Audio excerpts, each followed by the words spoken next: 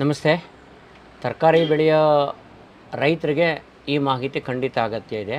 ನೋಡಿ, ಬಹುತೇಕ ಬೆಳೆಗಳಲ್ಲಿ ನಾವು ಯಶಸ್ವಿಯಾಗಿ ಬೆಳೆ ಉತ್ಪಾದನೆ ಮಾಡಬೇಕು ಅಂದರೆ, ಯಶಸ್ವಿ ಅಂತ ನಾನು ಯಾವಾಗಲೂ ಹೇಳೋದು, ಒಂದು ಅನಿಶ್ಚಿತತೆ ಗುಮ್ಮ ನಮ್ಮನ್ನು ಯಾವಾಗಲೂ ಕಾಡ್ತಕ್ಕಂಥದ್ದು ಬೆಲೆ ಯಾವಾಗ ಬೇಕಾದ್ರೂ ಪಾತಾಳಕ್ಕೆ ಹೋಗ್ಬೋದು.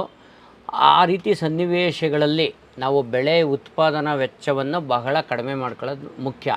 ನೋಡಿ, ಈ ತರಕಾರಿ ಉತ್ಪಾದನೆಯಲ್ಲಿ ಅನೇಕ ಅಂಶಗಳ ಜೊತೆಗೆ ಮುಖ್ಯವಾಗಿ ನಾವು ಗಮನ ಕೊಡಬೇಕಾಗಿರೋದು, ಒಂದು ಪೋಷಕಾಂಶ ನಿರ್ವಹಣೆ, ಒಂದು ನೀರಿನ ನಿರ್ವಹಣೆ, ಇನ್ನೊಂದು ಕೀಟ ಮತ್ತು ರೋಗಗಳ ನಿರ್ವಹಣೆ.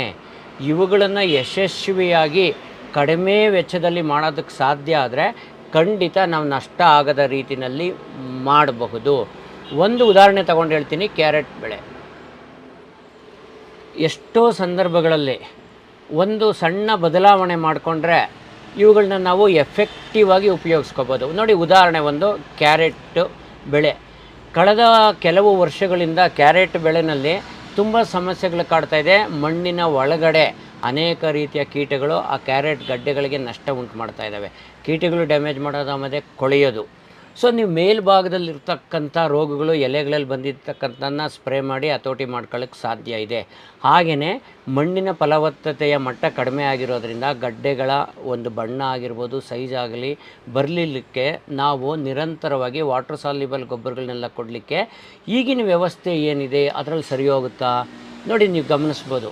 ಏನಾಗಿದೆ ಅಂದರೆ, ಯಾವುದೇ ಒಂದು ಪದ್ಧತಿ ಮೊದಲು ಮಾಡಿದ್ದನ್ನು ನಾವು ಹಂಗೆ ಚಾಚು ತಪ್ಪದೆ ಫಾಲೋ ಮಾಡ್ಕೊಂಡು ಬರೋ ಅಭ್ಯಾಸ. ಕ್ಯಾರೆಟ್ ಬೆಳೆ ಹೇಗೆ ಬೆಳೀಲಾಗ್ತಿದೆ? ಸೊ ಓವರ್ ಹೆಡ್ ಸ್ಪ್ರಿಂಕ್ಲರ್ ಹಾಕ್ಕೊಂಡು ಬೆಳೀಲಾಗ್ತಾಯಿದೆ. ನೋಡಿ, ಇದು ರೈತರ ಪದ್ಧತಿ ತೋರಿಸ್ತಾ ಇದ್ದೀನಿ. ಈ ಪದ್ಧತಿನಲ್ಲಿ ಈಗ ಒಂದು ಮಟ್ಟದಲ್ಲಿ ಪ್ರಾರಂಭದ ಹಂತಗಳಲ್ಲಿ ನೀವು ಮಣ್ಣಿಗೂ ಔಷಧಿ ಉಪಚಾರ ಮಾಡ್ಬೋದು. ಓಕೆ, ಬೆಳೆದು ನಿಂತ ಫಸಲು ಈಗ ಕ್ಯಾರೆಟ್ ಗಡ್ಡೆ ಆಗ್ತಾಯಿದೆ, ಮೇಲೆ ಫುಲ್ ಹಸಿರು ವೆಜಿಟೇಷನ್ ಎಲ್ಲ ಕವರ್ ಆಗಿದೆ. ಒಳಗಡೆ ಭೂಮಿನಲ್ಲಿರ್ತಕ್ಕಂಥ ರೋಗಾಣುಗಳಾಗಿರ್ಬೋದು, ಕೀಟಗಳಾಗಿರ್ಬೋದು, ಗಡ್ಡೆಗಳಿಗೆ ಹಾನಿ ಮಾಡಿದಾಗ ಔಷಧೋಪಚಾರ ಮಾಡೋದು ಸಾಧ್ಯವೇ ಇಲ್ಲದ ಪರಿಸ್ಥಿತಿ ನೀವು ಅನುಭವಿಸಿದ್ದೀರಿ. ಅನೇಕ ಬಾರಿ ಮರಳಿನ ಜೊತೆ ಮಿಕ್ಸ್ ಮಾಡಿ ಚೆಲ್ಲಿ ಎಲ್ಲ ನೋಡಿದ್ದೀರಿ, ಬಟ್ ನಿರೀಕ್ಷಿತ ಫಲಿತಾಂಶ ಸಿಗ್ತಾ ಇಲ್ಲ. ಹಾಗೆಯೇ ಪೋಷಕಾಂಶಗಳು ಕ್ಯಾರೆಟ್ ಗಡ್ಡೆ ಡೆವಲಪ್ಮೆಂಟ್ಗೆ ಆ ಹಂತದಲ್ಲಿ ನೀವು ವಾಟರ್ ಸಾಲ್ಯುಬಲ್ ಫರ್ಟಿಲೈಸರ್ಸ್ ಆಗಿರ್ಬೋದು, ಕೆಲವು ಸಾವಯವ ಗೊಬ್ಬರಗಳಾಗಿರ್ಬೋದು ಕೊಡೋದಕ್ಕೆ ಸಾಧ್ಯ ಆಗ್ತಾ ಇಲ್ಲ. ಒಂದು ಮಾರ್ಪಾಟು ನಾನು ತೋರಿಸ್ತೀನಿ ನೋಡಿ. ಈಗ ಈ ಸಿಸ್ಟಮ್ ಮಡಿ ಮಾಡಿ ನೀವು ಸ್ಪ್ರಿಂಕ್ಲರ್ ಮಾಡೋದನ್ನು ಒಂದು ಬೆಡ್ ಸಿಸ್ಟಮ್ ಮಾಡಿ ನೋಡಿ, 1 ಮೀಟರ್ ಅಳತೆಯ ಬೆಡ್ಗಳು ಮಾಡಿಕೊಂಡು ಅದರಲ್ಲಿ ಲ್ಯಾಟರಲ್ಸ್ ಡ್ರಿಪ್ ಎಳ್ಕೊಂಡು ಮಾಡೋದಾದರೆ ನೀವು ಚಿತ್ರದಲ್ಲಿ ಗಮನಿಸಿ ಎಷ್ಟು ಆರೋಗ್ಯವಂತವಾಗಿ ಕ್ಯಾರೆಟ್ ಬೆಳೆಯಲಿಕ್ಕೆ ಸಾಧ್ಯ ಇದೆ. ಚಿತ್ರದಲ್ಲಿ ಗಮನಿಸ್ತಾ ಹೋಗಿ ಒಂದು ಬದಲಾವಣೆ ಬೆಳೆಯುವ ಒಂದು ವಿಧಾನದಲ್ಲಿ ನಾವು ಈ ಬದಲಾವಣೆ ಅಳವಡಿಸ್ಕೊಂಡಿದ್ದೆ ಆದರೆ ನಾವು ಬಳಸ್ತಕ್ಕಂಥ ಪೋಷಕಾಂಶಗಳು ಕೊಡಲಿಕ್ಕೆ ಬರತಕ್ಕಂಥ ಗೊಬ್ಬರಗಳಾಗಿರ್ಬೋದು, ಕೀಟ ಅಥವಾ ರೋಗ ನಿರ್ವಹಣೆ ಮಾಡಲಿಕ್ಕೆ ಬಳಸ್ತಕ್ಕಂಥ ಔಷಧಿಗಳನ್ನಾಗಿರ್ಬೋದು ಬಹಳ ಎಫೆಕ್ಟಿವ್ ಆಗಿ ಉಪಯೋಗಿಸಿ ಅದರಿಂದ ಮ್ಯಾಕ್ಸಿಮಮ್ ಫಲಿತಾಂಶ ಪಡ್ಕೋಬಹುದು. ಔಷಧಿಗಳ ಬಳಕೆಯ ಪ್ರಮಾಣವನ್ನು ಕಡಿಮೆ ಮಾಡ್ಬೋದು, ಈವನ್ ಗೊಬ್ಬರಗಳ ಬಳಕೆಯ ಪ್ರಮಾಣವನ್ನು ಕಡಿಮೆ ಮಾಡಬಹುದು.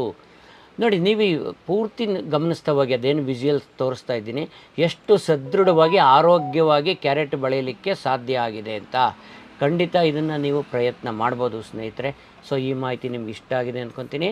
ಈ ವಿಡಿಯೋನ ನಿಮ್ಮ ಸ್ನೇಹಿತರ ಜೊತೆ ಶೇರ್ ಮಾಡ್ಕೊಳ್ಳಿ. ಯಾಕಂದರೆ ಕಳೆದ 2 ವರ್ಷಗಳಿಂದಲೂ ಕ್ಯಾರೆಟ್ ಬೆಳೆಗಾರರಲ್ಲಿ ತುಂಬಾ ಸಮಸ್ಯೆ ಕಾಡ್ತಾ ಇದೆ, ಮಣ್ಣೊಳಗಡೆ ಇರ್ತಕ್ಕಂಥ ರೋಗಾಣುಗಳು ಮತ್ತು ಕೀಟಗಳು. ಈ ಪದ್ಧತಿಯಲ್ಲಿ ನೀವು ಯಶಸ್ವಿಗಳಾಗಿ ಇದನ್ನು ಹತೋಟಿ ಮಾಡ್ಕೊಳ್ಳೋದಕ್ಕೆ ಸಾಧ್ಯ ಇದೆ. ಕಳೆದ ವರ್ಷ ನನಗೆ ಜ್ಞಾಪಕ ಇದೆ, ಬಾಗೇಪಲ್ಲಿ ಭಾಗದ ರೈತಗಳು ಒಂದು ಬ್ಯಾಗಲ್ಲ ಗಡ್ಡೆ ಎಲ್ಲ ಇನ್ನೂ ಮೆಚೂರ್ ಆಗಿರಲಿಲ್ಲ ಅಂತ ಕಿತ್ಕೊಬಂದಿದ್ದು. ಅಲ್ಲಿ ಮೇಲ್ಗಡೆ ಸೊಪ್ಪು ಫುಲ್ ಕವರ್ ಆಗಿದೆ, ಭೂಮಿನಲ್ಲಿ ಹಾನಿ ಮಾಡ್ತಾ ಇದೆ, ಟ್ರೀಟ್ಮೆಂಟ್ ಕೊಡಲಿಕ್ಕೆ ಸಾಧ್ಯನೇ ಆಗಲಿಲ್ಲ. ಅವರು ಹೇಳಿದೆ, ನಾನು ಇದೇ ಪರಿಸ್ಥಿತಿ ವಿವರಿಸಿದೆ ಅವ್ರಿಗೆ. ಸೊ ಸ್ಪ್ರಿಂಕ್ಲರ್ ಹಾಕಿರೋದ್ರಿಂದ ಏನು ಮಾಡೋಕ್ಕಾಗಲಿಲ್ಲ, ನಿಜವಾಗ್ಲೂ ನಷ್ಟ ಅನುಭವಿಸೋಂಥ ಪರಿಸ್ಥಿತಿ. ಸೊ ಈ ರೀತಿ ಮಾಡಿರೋದು ಒಂದು ನನಗೆ ಬೇಕಾಗಿತ್ತು. ಇದು ಸಿಕ್ಕಿದ್ರಿಂದ ಈ ವಿಷುವಲ್ಲು ಈಗ ವಿಡಿಯೋ ಮಾಡ್ತಾಯಿದ್ದೀನಿ. ಇದನ್ನು ಅಳವಡಿಸ್ಕೊಂಡು ಮಾಡಿರ್ತಕ್ಕಂಥದ್ದು IIHR ಹೆಸರುಘಟ್ಟ ತೋಟಗಾರಿಕಾ ಸಂಸ್ಥೆ ಏನಿದೆ ಅಲ್ಲಿ ಬೆಳೆದಿರ್ತಕ್ಕಂಥದ್ದು ವಿಜುವಲ್ಸ್ ನಿಮಗೆ ತೋರಿಸ್ತಾ ಇರೋದು ನೋಡಿ ಸ್ನೇಹಿತರೆ. ಸೊ ಇದನ್ನು ಖಂಡಿತವಾಗ್ಲೂ ನೀವು ಇದನ್ನು ಫಾಲೋ ಮಾಡಿ ಯಶಸ್ವಿಯಾಗಿ ಬೆಳಿಬೋದು. ಕ್ಯಾರೆಟ್ ಬೆಳೆಯ ನಿಮ್ಮ ಸ್ನೇಹಿತರುಗಳಿಗೆ ವಿಡಿಯೋನ ಶೇರ್ ಮಾಡ್ಕೊಳ್ಳಿ, ವಿಡಿಯೋ ಲೈಕ್ ಮಾಡಿ. ಯಾರಿನ್ನೂ ಸಬ್ಸ್ಕ್ರೈಬ್ ಆಗಿಲ್ಲ ನನ್ನ ಚಾನಲ್ಗೆ ಸಬ್ಸ್ಕ್ರೈಬ್ ಆಗಿ ಸ್ನೇಹಿತರೆ. Thank you very much.